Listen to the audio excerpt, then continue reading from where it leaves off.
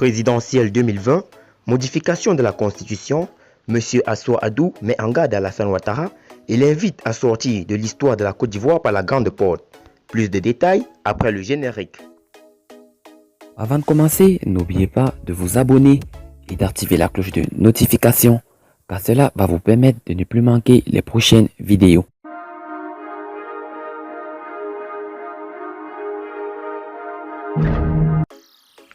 Alassane Ouattara, le président de la République de Côte d'Ivoire, ne briguera pas un troisième mandat. Il a fait ses adieux le jeudi 5 mars 2020 devant les parlementaires à Yamoussoukro. Au lendemain de cette annonce plus ou moins spectaculaire, des voix autorisées et non des moindres s'élèvent de plus en plus pour l'inviter à sortir de l'histoire de la Côte d'Ivoire par la grande porte. Au nombre de celles-ci figure Assou Adou, secrétaire général du Fonds populaire ivoirien, piloté par l'ex-président Laurent Gbagbo, qui accuse le président Alassane Ouattara de tripatouiller la Constitution pour assurer la pérennité de son régime. En conférence de presse ce mercredi 11 mars 2020 à Abidjan Plateau, Assou Adou n'est pas allé du dos de la cuillère pour asséner ses vérités à Alassane Ouattara. Il accuse en effet ce dernier d'avoir des plans diaboliques pour maintenir son régime au pouvoir.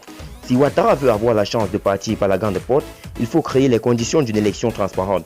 En justifiant sa décision de ne pas être candidat à la présidentielle, il a dit qu'il va assurer le passage du pouvoir à une autre génération. Ce n'est pas en organisant une élection avec une commission électorale indépendante inféodée au pouvoir pour imposer un homme du RHDP qu'il va réussir cette mission. Cette perfidie ne peut prospérer, a dit le secrétaire général du Fonds populaire ivoirien, avant de se prononcer sur la décision du président Ouattara de laisser la place à une nouvelle génération. Sur cette question, Assou Adou, du ton ami, a invité le chef de l'État à revoir sa position. Pour lui, cette décision revient au peuple. Cette décision appartient aux Ivoiriens, jeunes ou moins jeunes.